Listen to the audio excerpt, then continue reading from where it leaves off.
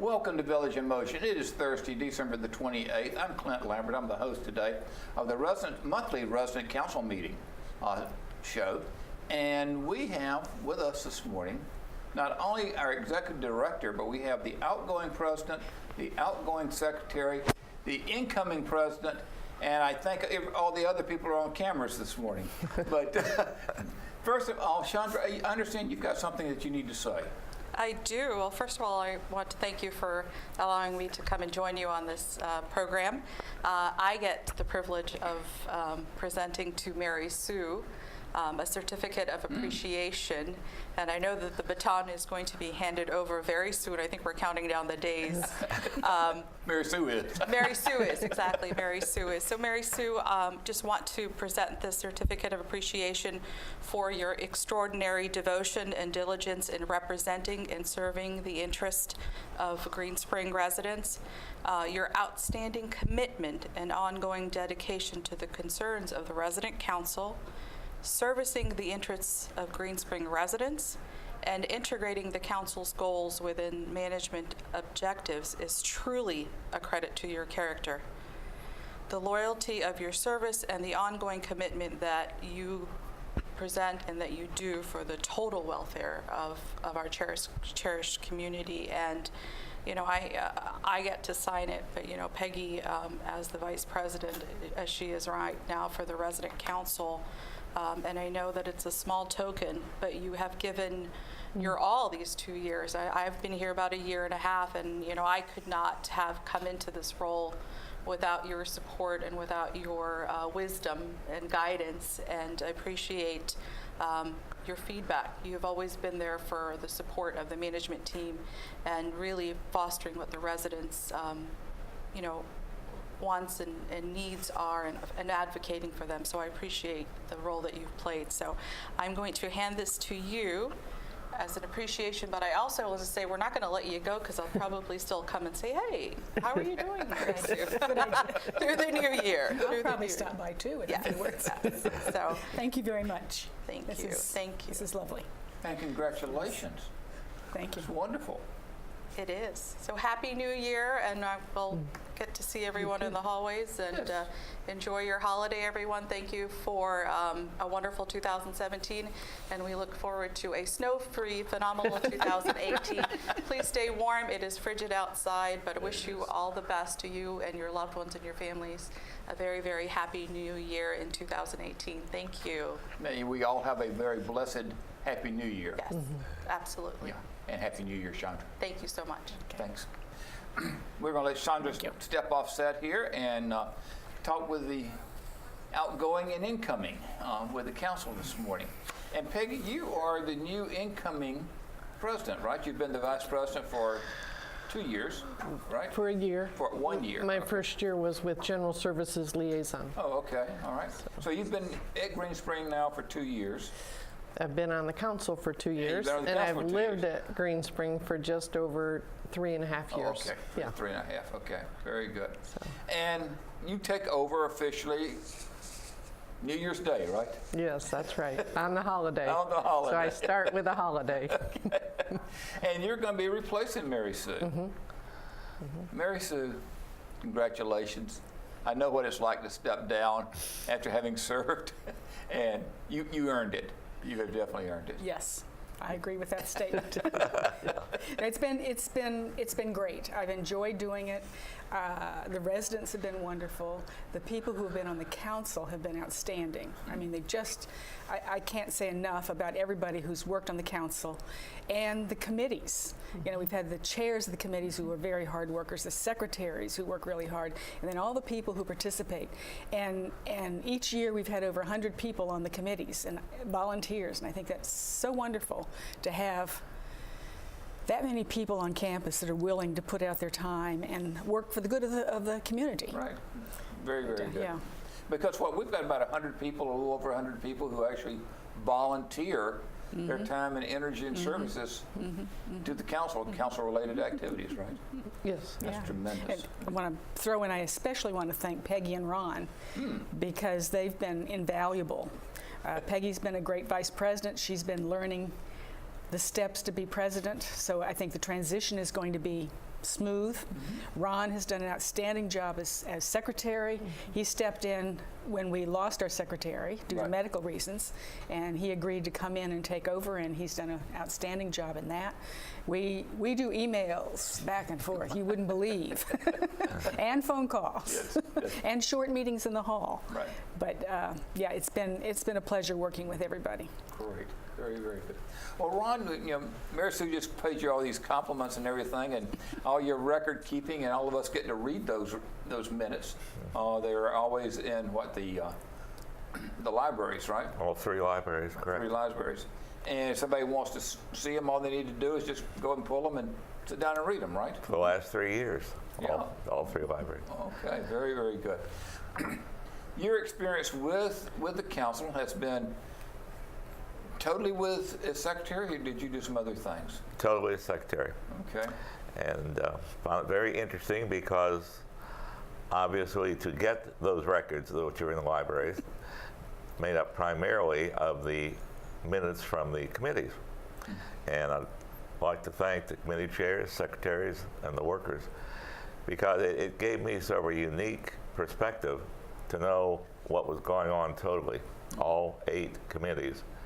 And I was thinking last night, and they made some tremendous advancements this year and worked through some problems as well. Yeah. Things with construction, all the rest of it, have had some bumps at Green Spring, and they've been able to work through that and make life living here a lot better. Okay. Well, as a resident, I say thank you to you for putting in writing what's taken place in an understandable format. I mean, in regards to it, it's not always easy to communicate what has actually happened. But when I read your minutes, it's like, oh, okay, I understand that, and now I know what's happened in regards to it. Ron, you're stepping down after 3 years on the council now. Year and a half. Year and a half, okay. And Terrence Cook is stepping in, has been elected, and will be the secretary with Peggy as the president. And the vice president's going to be? Betty Chrisman. Betty Chrisman. And Betty's been with us for a couple of years also, right? She served as the liaison to resident life. Okay. And Terrence has been what? He's been involved with the communications committee. He was their secretary. Oh, okay. All right. Okey-dokey. With all of this, with the changes that are taking place, Mary Sue, is there any advice you gave them? Any advice I gave them about what? About all the changes All the they're taking, changes? and what they need to be doing. Well, I was involved. I was talked to Peggy a lot. She bounced a lot of ideas off of me, and the 2 of us together worked on it. But she's the main one responsible for the changes. But I certainly put in my 2 cents worth, because I always do, 5 cents worth. But yeah, I think I think some of the changes are going to be good. For instance, Ron is going to be chair of dining services, and he eats in all the dining rooms, and he's really. Picky is a good word probably, but he gets into the little details, and he's not going to let them back off things like the Jefferson and the problems we've had there. Okay. That's what I immediately thought about. It'll be a different person attacking them. I shouldn't say that. I shouldn't. But being involved with them. Right. And so I think sometimes, changing that, and some of the other committee chairs have also changed for a variety of reasons. But I think it's good that we change after a while. Okay. Get new perspectives in the committees. Okay. Peggy, Mary Sue mentioned the changes in the different liaisons and chairs. Can you, off the top of your head, tell us who's going to be doing what? Yes, I hope. So Ron will be doing dining services. Ivan will move to resident life. So Ivan Ives will be at resident life as a liaison. To take Betty Chrisman's place. Okay.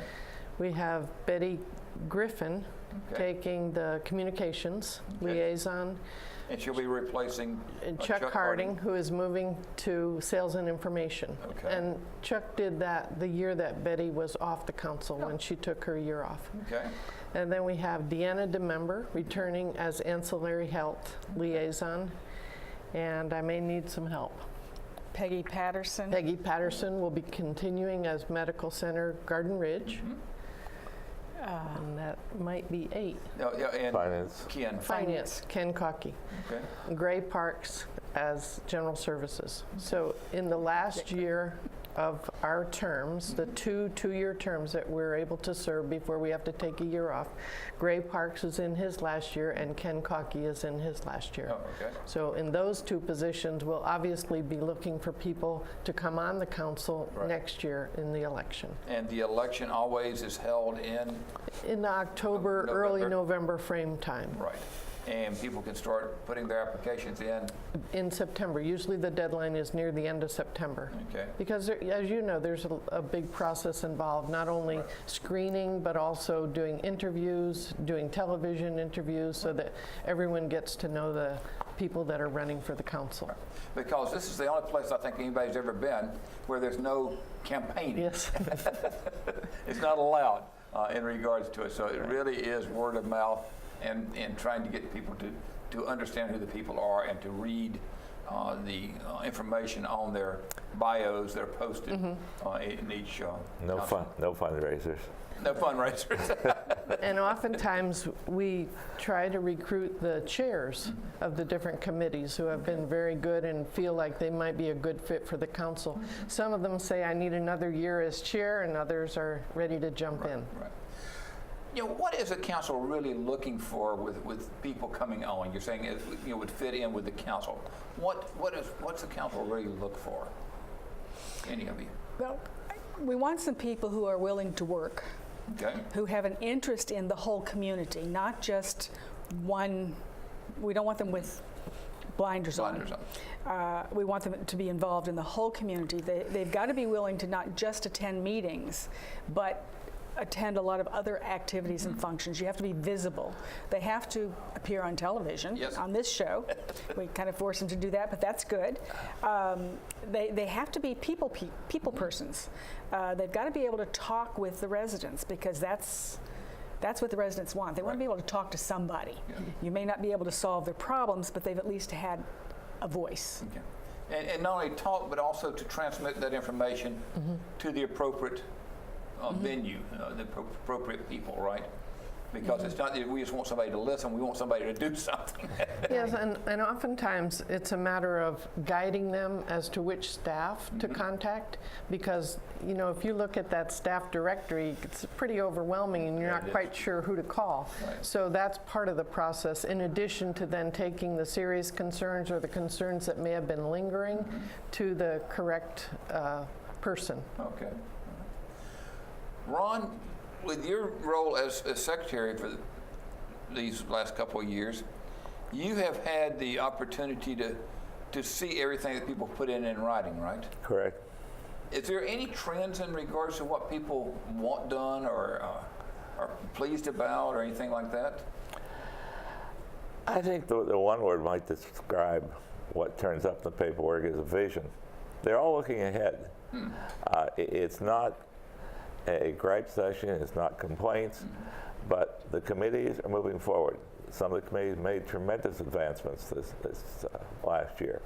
Talk about alphabetically, Ancillary Health had kind of a slow start. They hit their stride halfway through the year and finished the year really rolling, and they already, the committees have to set goals and give an analysis at the end of the year, and then set goals for next year. And all the committees have goals for next year. It's a visionary. They're looking ahead.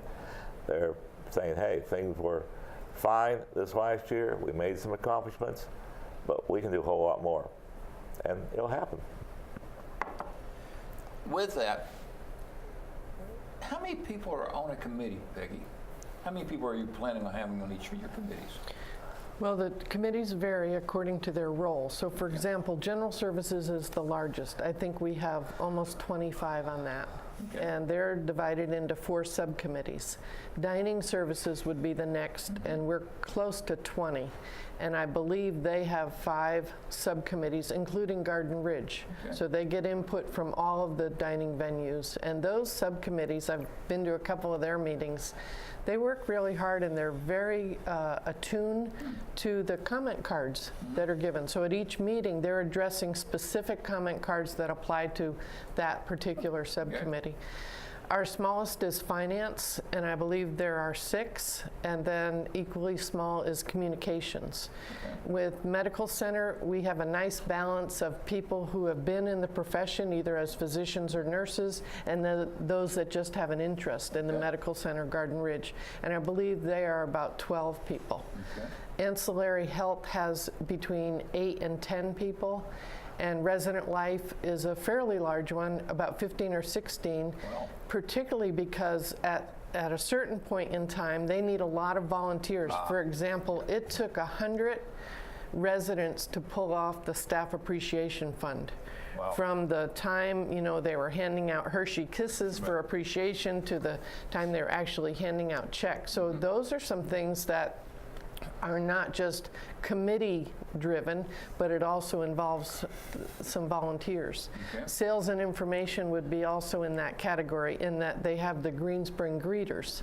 So not every one of the committee, even though there may be 18 on the list, they don't always attend the meetings, but they are part of the Green Spring Greeters. So they get information from the sales office as to the new residents, and then they're assigned based on where they live in relationship to the new residents, and then they make contact with them. Each of you have been on a committee. Each of you have been elected to the council and have served on the council.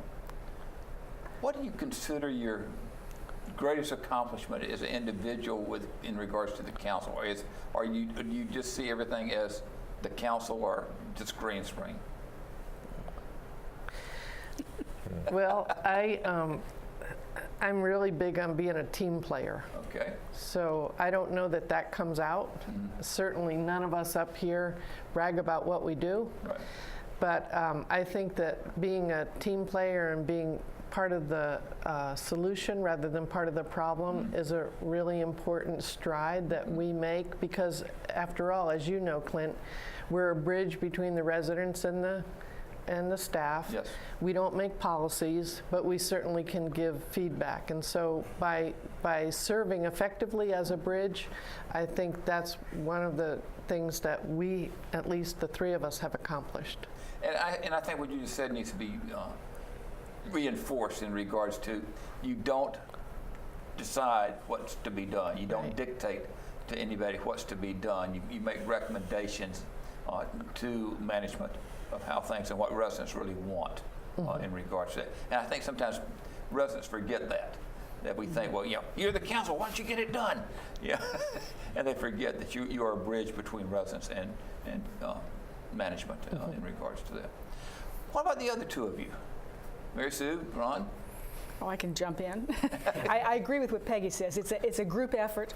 I have a list of, last night I sat down, typed out all these accomplishments, and this is not all of them, but they come from the committee reports, their end of the year accomplishments, and what they have accomplished. The Staff Appreciation Fund that raised over $315,000 when the goal was $285,000. Right. And they worked hard to do that. You know, that's an accomplishment that committee did, but it was with the help of everybody else. Right. I think the 3 of us make our impact quietly when we meet with Chandra, administration. We talk out some tough issues, and sometimes we make progress, sometimes we don't, but we keep bringing them up and keep reminding them, and then sometimes changes are made. I think I was looking at this, and one thing was the dishwashers that were replaced. Yes. That came up from us. I mean, I brought in my dirty glasses and said, look, something's got to be done. And we pushed, and then finally they said, yeah, you're right, we need to do something about this. And then it turned out to be not just 1, but 3 that they replaced because they were all old and used. Right. So that's a real big accomplishment that everybody benefited from. Right. Some other things that, well, communications is, I think, the biggest thing we do too. Trying to communicate with residents and the administration, with Chandra, with other people. This year, we had 4 meetings with our board of directors. Oh, that's right. It's the first time ever. Yeah. We've, occasionally we have 2, but we really pushed on that. Right. And so 2 of the meetings were lunch meetings, the 3 of us with the board of directors. Right. And then 2 of them were full meetings with the whole council. And they were very, very helpful because we got to know them, they got to know us. Right. And they got to know what we thought about and what our needs were. And sometimes one of the meetings we talked about vision, what's going to happen in the future. The other thing that happened is that we met with Alan and Deb Doyle, who are the CEO and COO of our Erickson Living. Right. We usually meet with them once a year. And we wanted more contact with the Erickson Living administration. They suggested that we meet with the regional directors. They're the ones that make all of our decisions. Right. And we said, well, who are they? We don't even know that. You know, we don't know them. They come in, they talk to the administrator, they Right, leave. right. So we've been working on getting a meeting with them. And at one point back in late September, I had a meeting with Chip Warner, who's the director for administration. One-on-one meeting for a full hour. We had a good talk. Wonderful. So he, you know, and I got through some of the issues. And just so everybody knows, Chip Warner is not only is he the regional executive director, he is the boss for Chandra. I mean, he is your immediate boss. Exactly. Yeah. So, you know, and she arranged for me to have the meeting with him. She took care of that. So she's not out of the picture. You know, she arranged that. We had a good meeting, and then we finally got a meeting with the three of us. Right. We had a luncheon meeting with Chip and two other regional directors. Wonderful. Did I put their names down Will here? Nance. Will Nance. Who used to be here as Who the used to be as an executive director. And then the other man was Neil Ganton, I think his name is. And he's a new director for finance. And Will So- is the director for Sales. sales. For sales. And from a Yeah. regional level, right? Yeah. So we had a good 1 hour plus meeting with them over lunch, and Chip took a lot of notes, which I was glad to see. And you know, we were able to present many of the positive things happening, but then we presented some of our problems too. And so that went really well. So the communications part is really important. And what we're hoping for, what I asked for, is 4 quarterly meetings, 4 meetings with these directors next year. And there are more directors, so we'd like to meet them and get to know them and have meetings with them. I don't think we'll get 4 next year, but if we get 2, that would be great. That's right. Because it takes time to get anything done. Yes. But I think that's a real accomplishment Yes. that we have done this year. I would totally agree. And, you know, and what's interesting is to look at the council over the last several years and to realize each council has made some progress in regards to open communication between Yes. residents and Yes. management. Yes. And now you've gone all the way to the top. And we have to throw Roy Connor into this picture because he was very helpful getting the meetings set up with the board of directors. And Roy, for people that do not know, is? He is our resident director on the board of directors. And each community, each Erickson community has one Yes. resident from that particular community, right, on Yes. the board. And he has just been, he continues to attend our meetings, Right. our council meetings. He goes to the finance committee meeting. He goes to the medical center, Garden Ridge meeting. So he's aware of what's going on Yes. in the important areas that he deals with. And so he's been very helpful in that area. Communications is the key. You've heard the word how many times here today. And a lot of it is written. We talk about the books, Right. the bulletin boards, and so forth. But the most important communication is one-to-one across, quite often, the dinner tables. Yes, right. And one technique, which I've used in a lot of other situations in life, I found very helpful, and you may be aware of it, feel, felt, found. Someone sitting across the table has maybe not a complaint, but a misconception. And you kind of approach it from, well, I know how you feel. You know, I felt that way one time. But you know what I found out? You don't straight tell them you're wrong, but you kind of ease into it. I found that technique works pretty well to get folks to understand that what they heard the night before with somebody else across the table may not be what's correct. And just trying to correct the information goes a long way to keeping things level around here. Because there's a lot of rumor mills around here. Oh, yes. Yeah, a rumor starts and it just goes rampant in regards to it. So it's really nice to get the correct information out there. And that really is the council's responsibility, isn't it? Yes. In regards to it. Got a couple others there, Mary Sue? Oh, you bet. Another Resident Life was the monthly resource calendar. They revised that, and it's a much easier document to read now.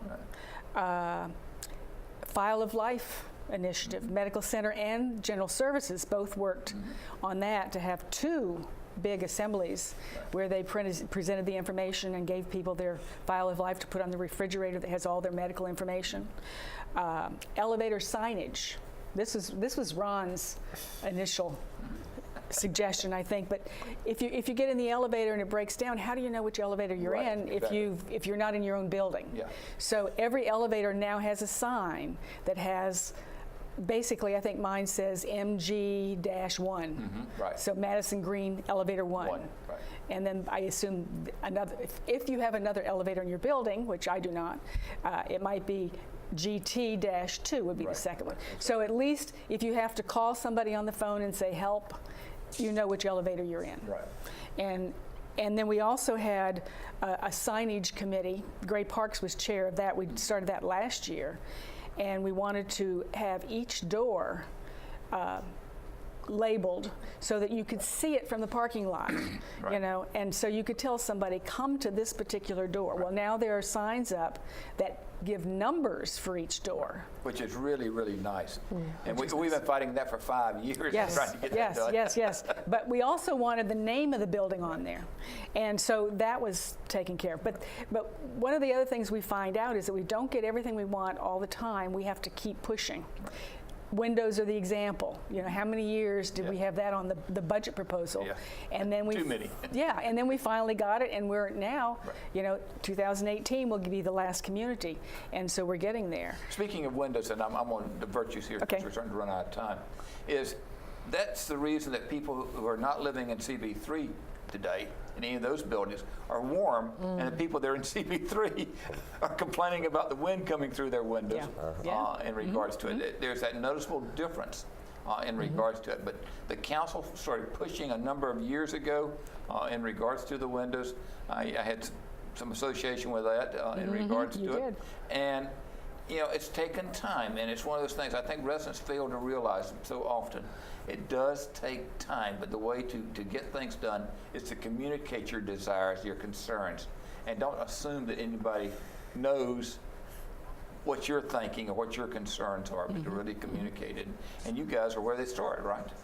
I mean, you really start with committees, it comes up to the council, and from the council then truly to administration in regards to it. We've got about a minute left. Words of wisdom, things for the future. What are your concerns? What are your hopes and dreams?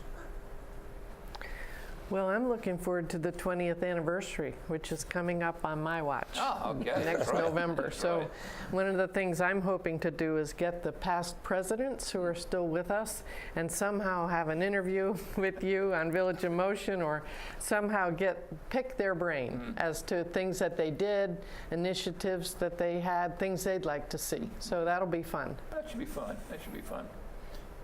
Ron, anything? Things are moving along. Just keep them moving in a positive direction. Okay, all right. And Mary Sue, for your future? You know, when I got the job as president, I was asked that question, and I just wanted to have a nice, peaceful year. And you know, for a month it was. And then things blew up, and we lost Ben as the executive director, and the council had to handle that.